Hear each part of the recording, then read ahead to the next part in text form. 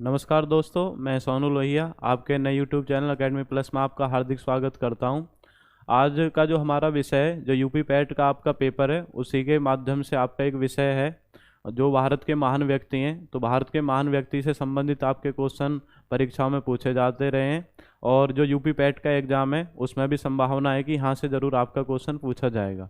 तो इसमें भारत के महान व्यक्ति में महात्मा गांधी और आपका जैसे दयानंद सरस्वती, स्वामी विवेकानंद, दादा भाई नेहरू, सुभाष चंद्र बोस, तो इनसे संबंधित जो आपके महत्वपूर्ण प्रश्न बनते हैं उनके ऊपर आज चर्चा करेंगे इस क्लास में।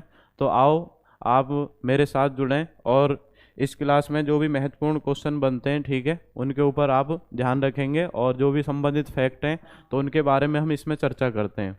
महात्मा गांधी देख रहे हैं आप, तो महात्मा गांधी से संबंधित जो पहले आपके वन लाइनर फैक्ट बनते हैं, ठीक है, वैसे ही बिल्कुल आपका नॉर्मल है, इसमें आपको याद होना चाहिए और याद होगा भी आपके, ठीक है, कि महात्मा गांधी का जन्म। तो महात्मा गांधी का जन्म आप पढ़ते हैं 2 अक्टूबर 1869, 2 अक्टूबर 1869 में। तो 2 अक्टूबर 1869 में आपने पढ़ा होगा पोरबंदर गुजरात, पोरबंदर गुजरात में इनका जन्म हुआ था। फिर इसी में ये नॉर्मल क्वेश्चन है, बस एक प्रीफेस के लिए आपको ध्यान होना चाहिए। उसके बाद हम बात करते हैं कि इनके पिता का नाम क्या था। तो पिता का नाम क्या था? करमचंद गांधी, करमचंद गांधी इनके पिताजी का नाम था। और इसमें से करमचंद गांधी में से एक बार आपका क्वेश्चन पूछा है सिविल परीक्षा में, क्वेश्चन आया था कि करमचंद गांधी किस रियासत के दीवान थे। तो अगर आपसे रियासत पूछ रहा है तो आप याद रखेंगे जो राजकोट रियासत थी, तो करमचंद गांधी इनके पिताजी इस रियासत के आपके दीवान थे। तो याद रखेंगे, फैक्ट है इसका। माता का नाम अगर आपसे पूछ रहा है कि माता कौन थी, तो माता थी पुतलीबाई, पुतलीबाई। और पत्नी का नाम अगर पूछे तो पत्नी का नाम क्या था? कस्तूरबा गांधी। तो ये आपका संबंधित है नॉर्मल क्वेश्चन, सब आप इनके बारे में जानते होंगे। एक बार पुनः देख लेते हैं। महात्मा गांधी का जन्म पूछ रहा है तो 2 अक्टूबर 1869। आपसे पूछे पिता का नाम क्या था? करमचंद गांधी। करमचंद गांधी कौन सी रियासत के दीवान थे? राजकोट के।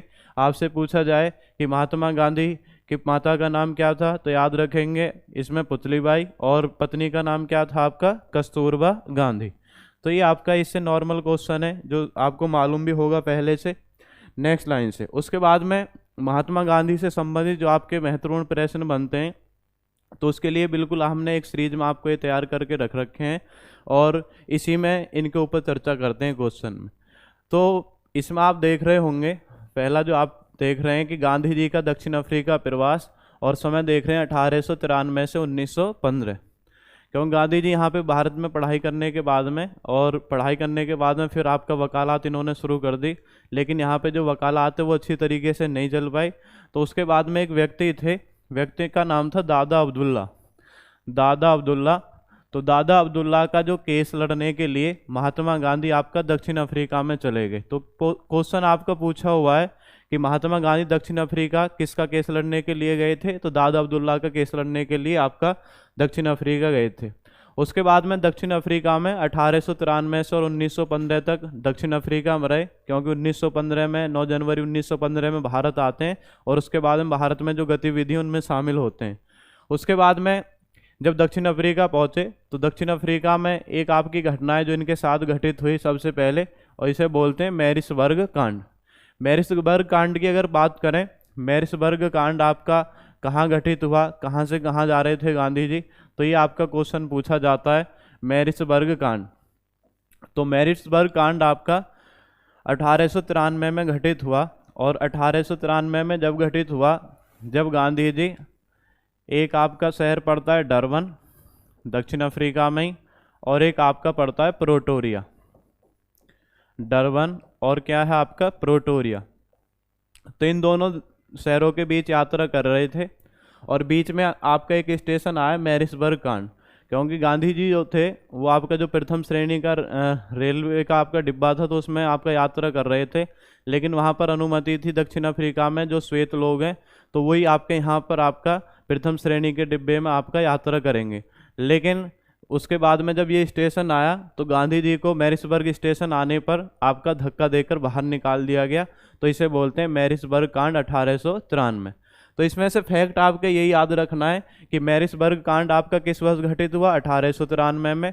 मैरिसबर्ग कांड जब घटित हुआ तो गांधी जी कहाँ से कहाँ के लिए यात्रा कर रहे थे, तो आप याद रखेंगे ये कर रहे थे डरबन से, और दूसरा शहर आपका कौन सा है, प्रोटोरिया। इन दोनों शहरों के बीच आपका यात्रा कर रहे थे। आगे बढ़ते हैं जी। उसके बाद इस घटना के बाद गांधी जी ने जो वहाँ के आपके लोग थे तो उनको इकट्ठा करने के लिए एक आपका छोटा सा समूह बनाया और उस समूह का नाम दिया नटाल इंडिया कांग्रेस। तो ऐसे क्वेश्चन आपको याद रखना है कि नटाल इंडिया कांग्रेस की जो स्थापना है गांधी जी के द्वारा किस वर्ष की गई थी, 1894। और अगर आपसे पूछे कि किस वर्ष की गई है तो याद रखेंगे गांधी जी के द्वारा 1894 में इसकी स्थापना की गई। और की कहाँ पर की गई है, दक्षिण अफ्रीका, दक्षिण अफ्रीका। तो नटाल इंडिया कांग्रेस आपसे पूछे तो नटाल इंडिया कांग्रेस पुणे में एक बार दोहरा देता हूँ, 1894 में इसकी स्थापना हुई है और कहाँ पे हुई, आपके दक्षिण अफ्रीका। ये नटाल इंडिया कांग्रेस से संबंधित फैक्ट है। उसके बाद में इसी के बाद में ठीक है, तो जो महत्वपूर्ण प्रश्न बनता है 1903 वर्ष से लेकर के, तो 1903 वर्ष से क्या है क्वेश्चन आता है, इंडियन ओपिनियन समाचार पत्र, इंडियन ओपिनियन समाचार पत्र।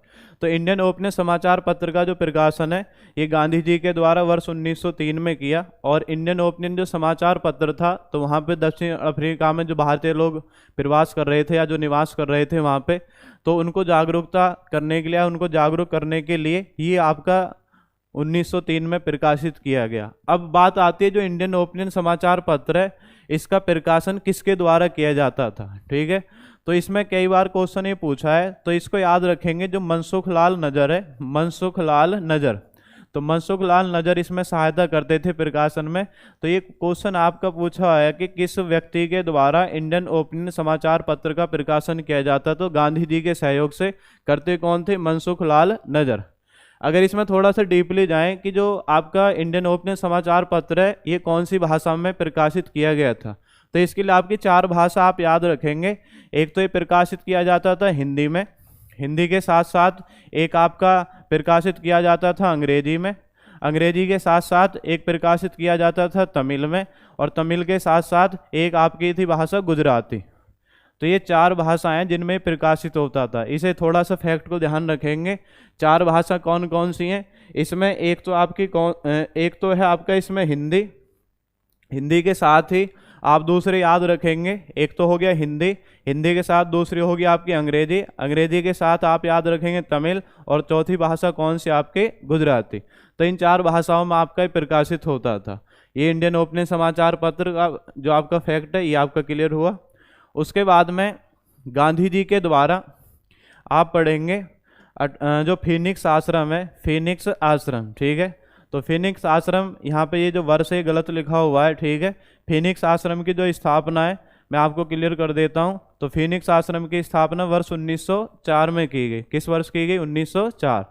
तो इसमें पूछते हैं जो फिनिक्स आश्रम है 1904 में इसकी स्थापना हुई, तो फिनिक्स आश्रम 1904 में कहाँ पर स्थापित किया गया, अगर आपसे पूछा जा रहा है तो फिनिक्स आश्रम 1904 में एक शहर आपका कौन सा, डरबन, तो डरबन में इसकी स्थापना की गई 1904। अगर आपसे पूछे कि गांधी जी के द्वारा स्थापित प्रथम आश्रम कौन सा है, तो आप साबरमती आश्रम नहीं करना है आपको, तो कौन सा आश्रम करना है, फिनिक्स आश्रम। कौन सा आश्रम है, फिनिक्स आश्रम। फिनिक्स आश्रम की स्थापना किस वर्ष हुई है जी, 1904। कहाँ पर की गई है, डरबन में, और डरबन कहाँ पड़ता है, दक्षिण अफ्रीका, ठीक है।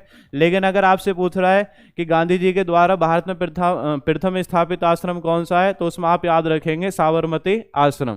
लेकिन अगर विश्व में पूछे तो फिनिक्स आश्रम को आप याद रखेंगे, 1904 में स्थापित हुआ, और कहाँ पे स्थापित हुआ है, डरबन में। उसके बाद आगे बढ़ते हैं, क्वेश्चन है आपका सत्याग्रह का प्रयोग। तो सत्याग्रह का जो प्रयोग है सबसे पहले गांधी जी ने ये वर्ष 1906 में किया, और 1906 में कहाँ पे किया जी, दक्षिण अफ्रीका में। कहाँ पे किया है, दक्षिण अफ्रीका। जबकि अगर भारत में आप आए तो भारत में जब चंपारण आंदोलन किया गया 1917 में, तो चंपारण आंदोलन में गांधी जी ने पहली बार सत्याग्रह का प्रयोग किया था। लेकिन अगर विश्व में पूछा जाए कि दक्षिण अफ्रीका में सबसे पहले इन्होंने प्रयोग किया था, और किस वर्ष किया, 1906 में। तो सत्याग्रह से संबंधित ये भी याद रखेंगे कि सबसे पहले गांधी जी ने सत्याग्रह का प्रयोग किस वर्ष किया, तो आप याद रखेंगे 1906। आगे बढ़ते हैं जी इसी क्रम में, नेक्स्ट आगे नेक्स्ट आपका क्वेश्चन है हिंद स्वराज पुस्तक की रचना। तो हिंद स्वराज पुस्तक की जो रचना है ये गांधी जी के द्वारा की गई। और हिंद स्वराज पुस्तक वास्तव में तो आपसे फैक्ट में ये भी पूछ सकता है कि हिंद स्वराज पुस्तक की जो रचना है गांधी जी के द्वारा किस भाषा में की गई, ठीक है। तो अगर आपसे पूछ रहा है भाषा कि कौन सी भाषा में की गई, तो भाषा आप याद रखेंगे इसकी जो रचना है कौन सी भाषा में की गई, आपके गुजराती भाषा में। कौन सी भाषा में है? गुजराती भाषा में, ठीक है। उसके बाद इसमें ये याद रखेंगे, ये पूछ लिया जाता है अगर डीपली जाएं कि हिंद स्वराज पुस्तक की रचना गांधी जी ने तो किस वर्ष की है, 1909। लेकिन इसमें ये भी आ जाता है डीपली कि किस यात्रा के दौरान हिंद स्वराज पुस्तक की रचना की गई। तो हिंद स्वराज पुस्तक की जो रचना है 1909 में इंग्लैंड देश से, और दूसरा जो आपका देश है जहाँ पे निवास कर रहे थे ये कौन सा देश आपका, दक्षिण अफ्रीका। तो इंग्लैंड देश से दक्षिण अफ्रीका की यात्रा करते दौरान तो जो आपका शिप होता है, ठीक है, पानी वाला जो जहाज है, तो उसमें आपका इस पुस्तक की रचना की थी गांधी जी ने। तो इसे याद रखें, हिंद स्वराज पुस्तक की रचना 1909 में की गई। 1909 में की गई, कौन सी भाषा में की गई, गुजराती भाषा में की गई। किन दो देशों के यात्रा के दौरान, इंग्लैंड से और आपका दक्षिण अफ्रीका की यात्रा के दौरान, ठीक है। शिप में इसकी आपकी रचना की थी।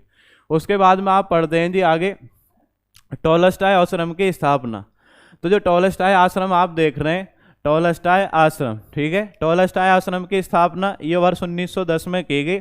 और वर्ष 1910 में ये भी आपका दक्षिण अफ्रीका में ही स्थापित किया है। और दक्षिण अफ्रीका में एक शहर पड़ता आपका जोहानिसबर्ग। जोहानिसबर्ग अक्सर आप जो क्रिकेट के आप मैच देखते हैं तो वहाँ पर जरूर सुनने के लिए मिलता होगा जोहानिसबर्ग, ठीक है। तो जोहानिसबर्ग में इन्होंने आपका टॉलस्टॉय आश्रम स्थापित किया। और इसमें ये पूछ ले जाता है, एक फैक्ट और क्वेश्चन जुड़ता है कि गांधी जी के द्वारा टॉलस्टॉय आश्रम की स्थापना किस व्यक्ति की सहायता से की गई। तो एक व्यक्ति थे, इन व्यक्ति का नाम था कालीनबाग। कालीनबाग, तो कालीनबाग नाम के एक व्यक्ति थे। इन्हीं की सहायता से गांधी जी ने जोहानिसबर्ग शहर में कौन सा आपका आश्रम स्थापित किया है, टॉलस्टॉय आश्रम। तो गांधी जी ने 3 आश्रम स्थापित किए। फिनिक्स आश्रम पूछे 1904 में, टॉलस्टॉय आश्रम पूछ रहा 1910 में, और साबरमती आश्रम पूछे तो 1917 में, ठीक है। उसके बाद आगे बढ़ते हैं, गांधी जी का भारत आगमन। तो यहाँ तक आपका ये दक्षिण अफ्रीका से जुड़े हुए जो आपके क्वेश्चन बनते हैं वो आपके क्लियर हुए। अब गांधी जी क्या है 1915 में भारत में आते हैं। तो भारत में स्थायी रूप से रहने के लिए आते हैं। तो गांधी जी का भारत आगमन तो 9 जनवरी 1915। तो 9 जनवरी 1915 में भारत आ जाते हैं। और 9 जनवरी वाली जो तिथि है इसी को हम आपका प्रवासी भारतीय दिवस के रूप में भी बनाते हैं। तो प्रवासी भारतीय दिवस, तो गांधी जी जब भारत आए 9 जनवरी को, इसी के उपलक्ष्य में प्रवासी भारतीय दिवस मनाया जाता है। और अगर आपसे पूछे कब से बना रहे हैं जी, ये बना रहे हैं हम वर्ष 2003 से। तो 9 जनवरी 1915 में भारत आ गए। उसके बाद में आपसे क्वेश्चन है साबरमती आश्रम की स्थापना, ठीक है, साबरमती आश्रम की स्थापना। इसमें से बीच में एक सिविल परीक्षा में ही क्वेश्चन पूछा है।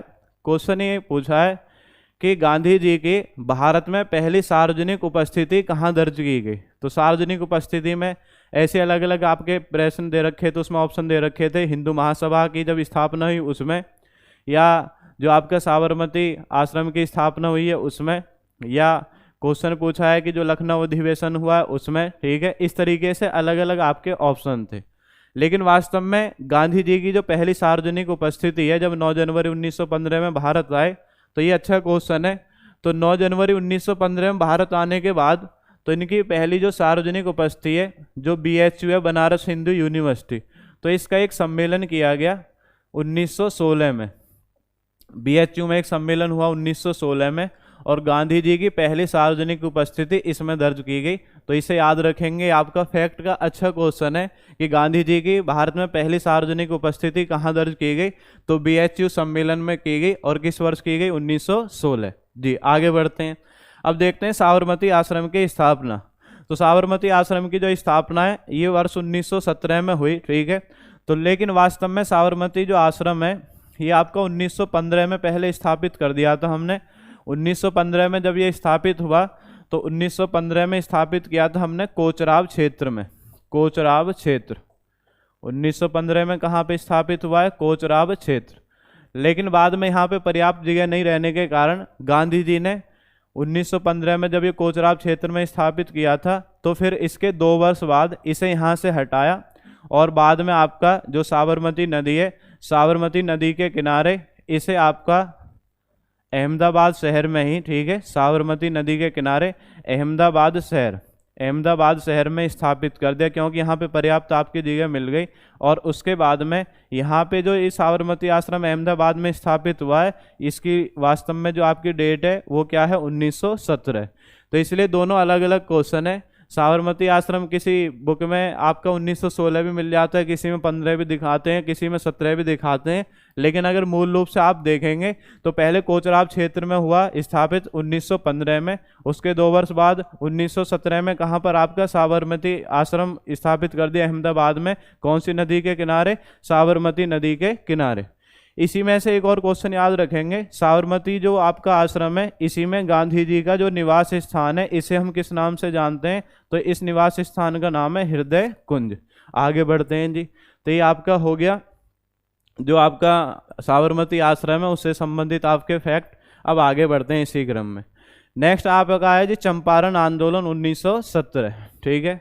तो चंपारण आंदोलन के बारे में मैंने जो अभी राष्ट्रीय घटना आपको पढ़ाई थी वहाँ भी आपको बताया था, एक बार पुनः देख लेते हैं, ठीक है। चंपारण आंदोलन, तो ये इससे संबंधित बहुत सारे आपके फैक्ट बनते हैं। देखते हैं जी चंपारण आंदोलन को। चंपारण आंदोलन, तो चंपारण आंदोलन वास्तव में जो चंपारण है, बिहार राज्य का ही एक आपका स्थान है चंपारण, तो यहाँ पे आपका किया गया। चंपारण आंदोलन किस वर्ष किया गया जी, ये 1917 में किया गया। चंपारण आंदोलन करने के लिए गांधी जी को किसने बुलाया था, तो इसका व्यक्ति का भी नाम याद रखेंगे। इस व्यक्ति का नाम क्या है, राजकुमार शुक्ल। चंपारण आंदोलन करने के लिए गांधी जी को किसने बुलाया था, राजकुमार शुक्ल।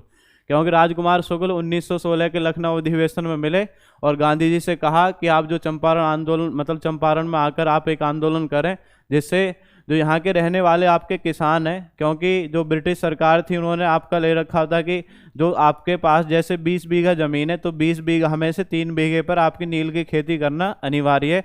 तो क्वेश्चन आता है कि जो चंपारण आंदोलन है, चंपारण आंदोलन के दौरान नील की खेती कितने भूभाग पर की जाती थी, अगर ये पूछ रहा है तो नील की खेती के लिए कितना भूभाग निर्धारित किया गया था, नील की खेती के लिए भूभाग निर्धारित किया गया था आपका 3/20।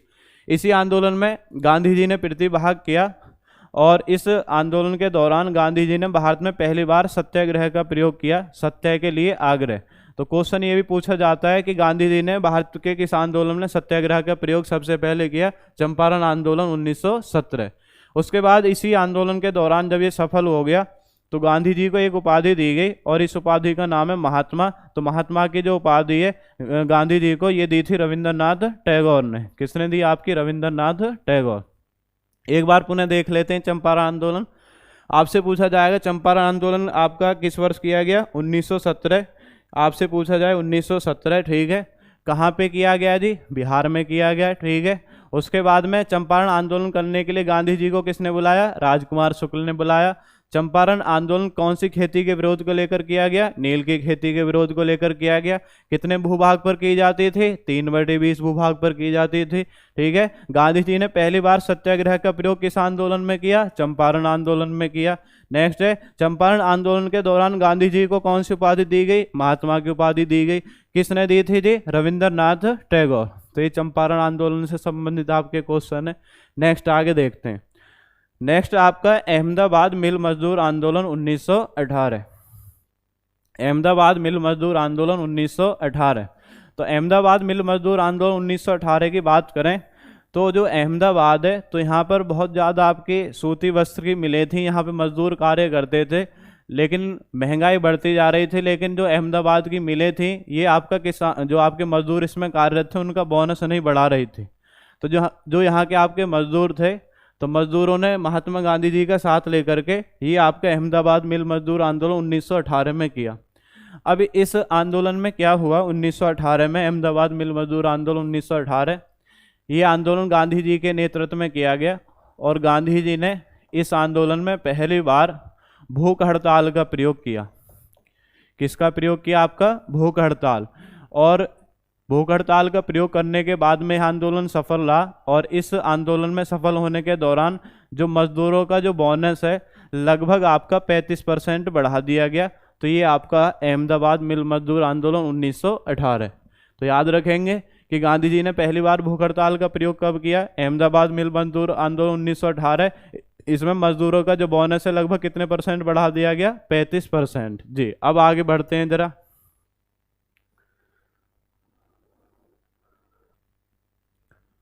नेक्स्ट आगे देखते हैं इसमें। तो अब है आपका खेड़ा आंदोलन। ठीक है, खेड़ा आंदोलन जो है आपका ये 1918 में किया गया। खेड़ा आपका गुजरात में ही पड़ता है एक स्थान। तो यहाँ पर किसानों की फसल बर्बाद हो गई थी और जो ब्रिटिश सरकार थी वो कह रही थी कि आप लगान यहाँ पे जमा करें, लेकिन किसान आपके इसमें असमर्थता जता रहे थे कि जब फसल बर्बाद हो गई तो आपका जो लगान है हम कहाँ से आपको इसमें प्रदान करेंगे। तो ये खेड़ा आंदोलन 1918 और इनका भी समर्थन गांधी जी ने किया और उसके बाद में ब्रिटिश सरकार के द्वारा जो खेड़ा के संबंधित किसान थे उनका जो लगान है वो आपका माफ़ कर दिया गया। तो ये खेड़ा आंदोलन या खेड़ा सत्याग्रह भी आप कह सकते हैं 1918। तो ये कहाँ पर हुआ था, आपका गुजरात में। नेक्स्ट उसके बाद है असहयोग आंदोलन। असहयोग आंदोलन आपका 1920। ठीक है, तो 1920 में जैसे रोलैक्ट एक्ट वगैरह जो हैं इनका विरोध करने के बाद में एक आंदोलन आपने शुरू किया है, असहयोग आंदोलन 1920।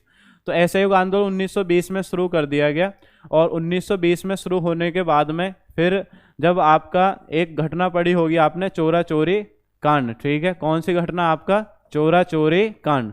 तो चोरा चोरी कांड जो है ये आपका किस वर्ष हुआ, आपका ये हुआ आपका 5 फरवरी 1922। तो 5 फरवरी 1922 में जो असहयोग आंदोलनकारी थे तो इन्होंने आपका चोरा चोरी स्थान जो पड़ता है गोरखपुर में। ठीक है, तो गोरखपुर में चोरा चोरी जो आपका स्थान है तो यहाँ पर एक थाने में आग लगा दी। चोरा जो आपके असहयोग आंदोलनकारी हैं तो थाने में आग लग जाने के कारण 21 सिपाही और एक थानेदार की जलकर मृत्यु हो गई। इसी घटना को हम बोलते हैं चोरा चोरी कांड।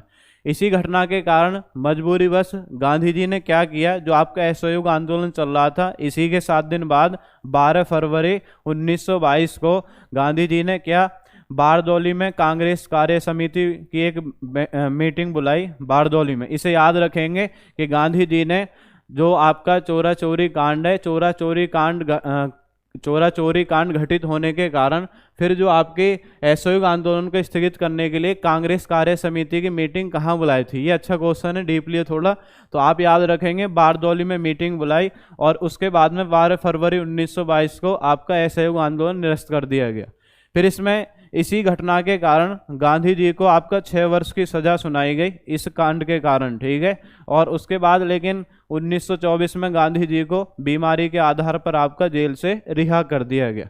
नेक्स्ट इसमें एक फैक्ट क्वेश्चन और है, अगर आपसे पूछा जाए कि चोरा चोरी कांड घटना होने के कारण गांधी जी को 6 वर्ष की सजा किस जज ने सुनाई थी, अगर जज का नाम पूछे तो जज का नाम भी आप याद रखेंगे। इस जज का नाम था ब्रोमफील्ड। क्या नाम था इसका, ब्रोमफील्ड। कितने वर्ष की सजा सुनाई, आपका 6 वर्ष की। लेकिन बाद में 1924 में गांधी जी को बीमारी के आधार पर रिहा कर दिया गया।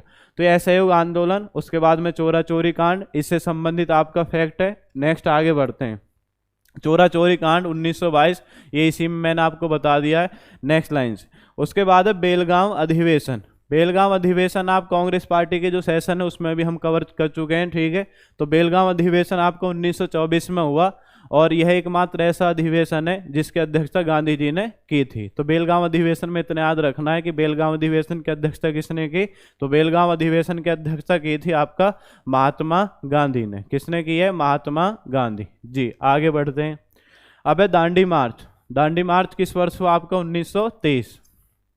दांडी मार्च किस वर्ष हुआ है, 1923। तो दांडी मार्च आप पढ़ते हैं जो आपका नमक कानून था। ठीक है, तो नमक कानून बनाने के लिए या जो नमक कानून, क्योंकि नमक बनाने का जो अधिकार था पहले अंग्रेजों को था, लेकिन उसके बाद में भारतीय लोगों को भी नमक कानून बनाने का आपका मतलब नमक बनाने का अधिकार दिया जाए, तो इसलिए आपका ये दांडी मार्च किया गया 1930 में। तो दांडी मार्च अगर आपसे पूछे कि दांडी मार्च की जो शुरुआत है ये कब की गई, तो याद रखेंगे दांडी मार्च की जो शुरुआत है ये 12 मार्च 1930 को की गई। 12 मार्च 1930 को कहाँ से की गई थी, 12 मार्च 1930 को की गई साबरमती आश्रम से। कहाँ से की गई? साबरमती आश्रम। और साबरमती आश्रम कहाँ पड़ता आपका? अहमदाबाद। यहाँ पे आपका इसकी शुरुआत हुई। उसके बाद में इसका जो अंत है ये आपका हुआ था 6 अप्रैल 1930। कब हुआ? 6 अप्रैल 1930। और 6 अप्रैल 1930 को जो गांधी जी के साथ समर्थक थे उन्होंने नवसारी में जाकर के आपका नमक बनाया और नमक बना करके नमक कानून तोड़ दिया। तो नवसारी भी कहाँ पर आपका पड़ता है? गुजरात। तो यहाँ पे अगर आपसे पूछा जाए इसी में, तो ये हो गया शुरुआत, ये हो गया अंत। अगर आपसे पूछे इसमें कुल कितने समर्थक थे, कुल समर्थक अगर पूछ रहा है तो गांधी जी के कुल साथ आपके समर्थक थे 78। नेक्स्ट, इसमें कुल कितने दिन लगे जी? अगर आपसे पूछे इस यात्रा में कुल कितने दिन लगे, तो कुल दिन अगर आपसे पूछ रहा है कितने लगे? 24 दिन। कितने दिन लगे? 24 दिन। और आपसे पूछे कि कुल कितनी दूरी तय की है, कुल दूरी याद रखेंगे 24। तो 24 में कुछ नहीं, इसके बाद में 1 लगा देंगे और क्या बन जाएगा? 241 मील। तो ये आपका जुड़ा हुआ क्वेश्चन है दांडी मार्च 1930 से। ठीक है, तो इसे बोलते हैं दांडी मार्च 1930। तो शुरुआत आपका 12 मार्च 1930 को साबरमती आश्रम अहमदाबाद से की गई। इसका जो अंत है 6 अप्रैल 1930 को नवसारी गुजरात में किया गया। कुल आपका अगर पूछे कि इसमें समर्थक कितने थे? 78। कुल कितने दिन लगे? 24 दिन लगे। कुल दूरी कितनी आपके? 241 मील। तो ये आपका दांडी मार्च से संबंधित हो गया 1930 से।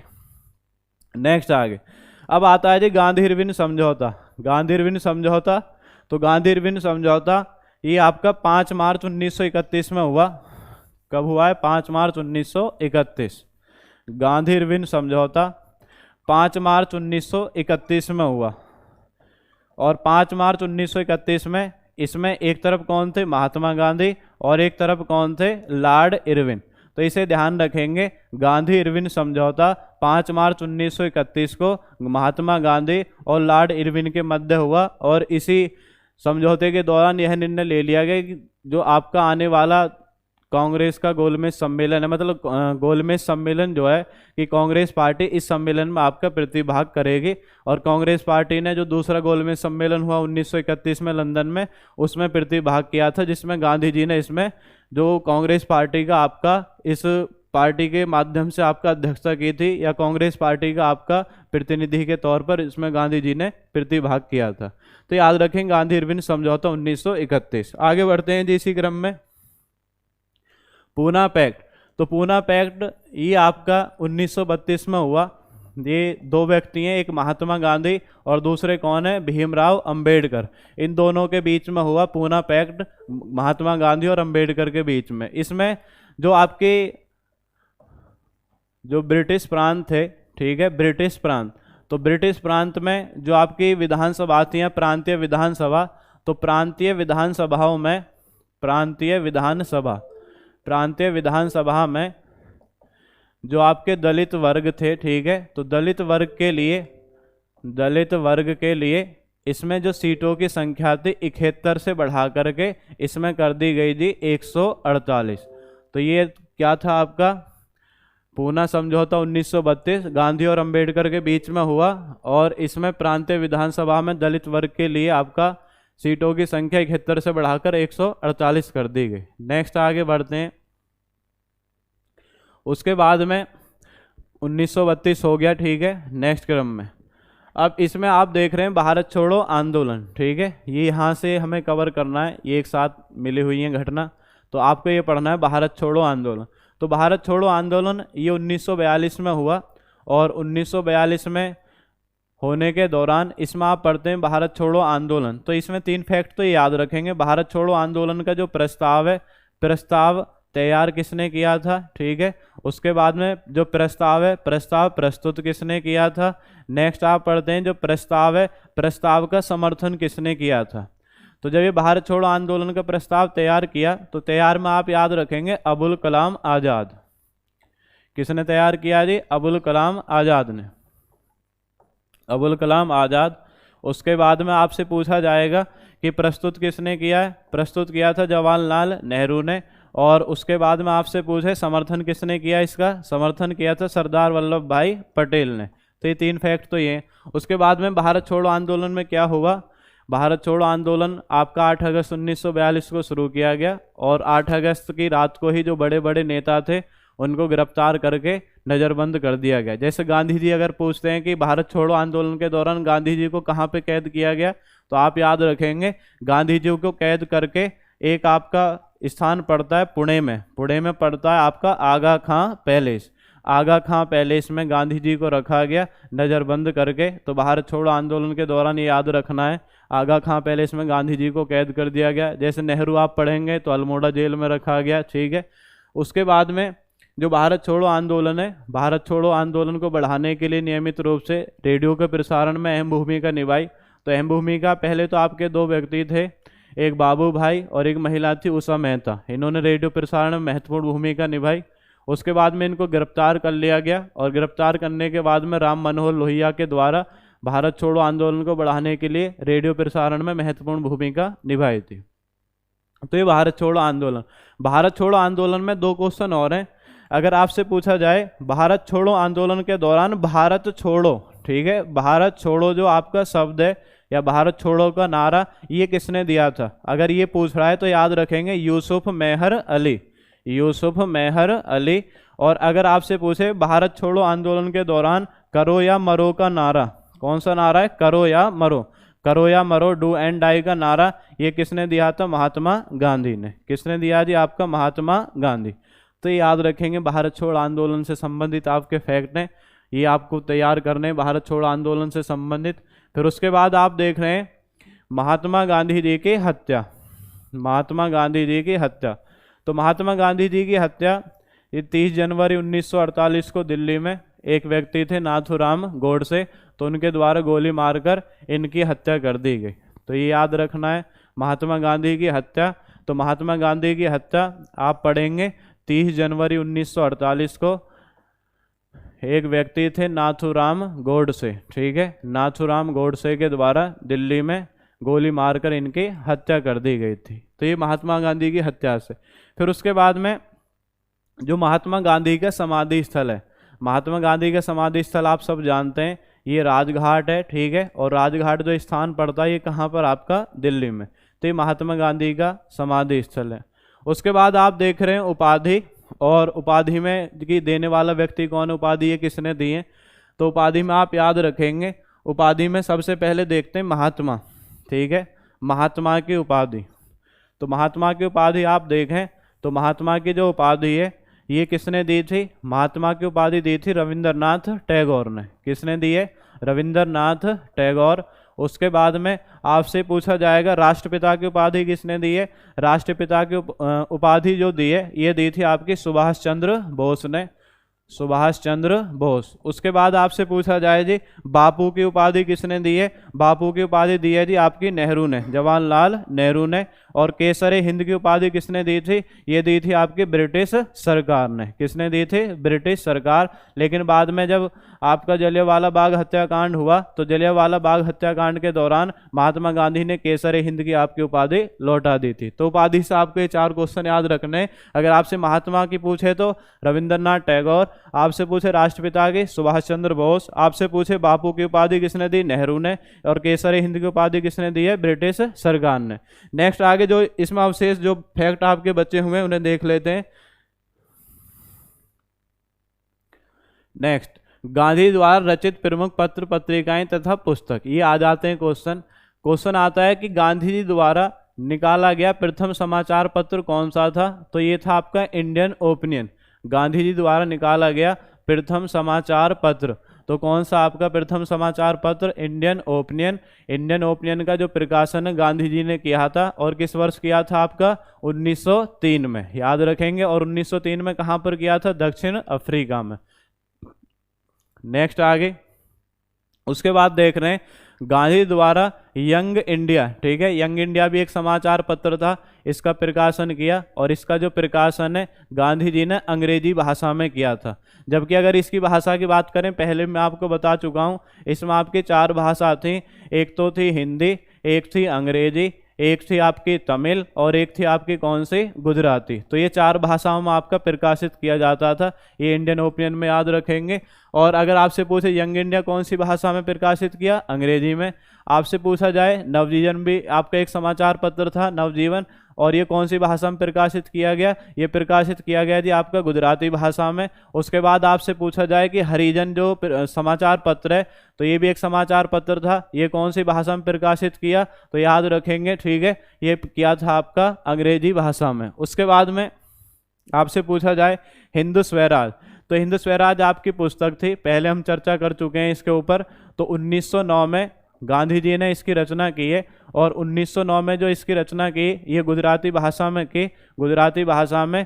तो 2 देशों की यात्रा के दौरान, 2 देश याद रखेंगे, इंग्लैंड से और कहाँ के बीच जाते समय, दक्षिण अफ्रीका के बीच जाते समय गांधी जी ने 1909 में इस पुस्तक की रचना की थी गुजराती भाषा में। आगे बढ़ते हैं, माई एक्सपेरिमेंट विद ट्रूथ, ठीक है, माई एक्सपेरिमेंट विद ट्रूथ, तो ये गांधी जी की आत्मकथा है, ठीक है, सत्य के साथ मेरे प्रयोग। तो इसे याद रखेंगे कि गांधी जी की जो आत्मकथा है, तो मूल रूप से कौन सी भाषा में लिखी गई है, गुजराती भाषा में, ठीक है। और माई एक्सपेरिमेंट विद ट्रूथ को हिंदी में क्या बोल देते हो आप, सत्य के साथ मेरे प्रयोग। तो ये इनकी आत्मकथा है, इसको ध्यान रखेंगे। एक और इनकी पुस्तक है, ये अभी हाल में एक एग्जाम में पूछे थे, India of my dreams, India of my dreams, इस पुस्तक के लेखक कौन है, तो इंडिया ऑफ माई ड्रीम्स पुस्तक भी किसने लिखी है, आपका महात्मा गांधी ने।